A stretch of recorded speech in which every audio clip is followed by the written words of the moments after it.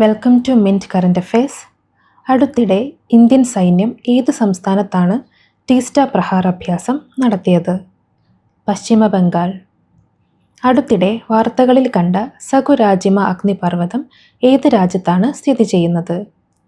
Japan.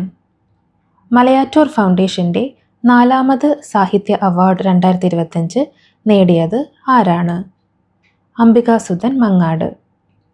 നയതന്ത്ര ബന്ധം കൂടുതൽ ആഴത്തിലാക്കുന്നതിനായി ഏത് രാജ്യമാണ് അടുത്തിടെ ന്യൂഡൽഹിയിൽ ഔദ്യോഗികമായി എംബസി തുറന്നത്? ഹോണ്ടുറാസ്. 34 വർഷത്തിനു ശേഷം ഏത് രാജ്യത്താണ് ബ്ലൈഡ് റൊണ്ടാവൽ ഫ്ലാറ്റ് ഗെക്കോ എന്ന പരന്ന ശരീരമുള്ള പല്ലിയെ വീണ്ടും കണ്ടെത്തിയത്? ദക്ഷിണാഫ്രിക്ക.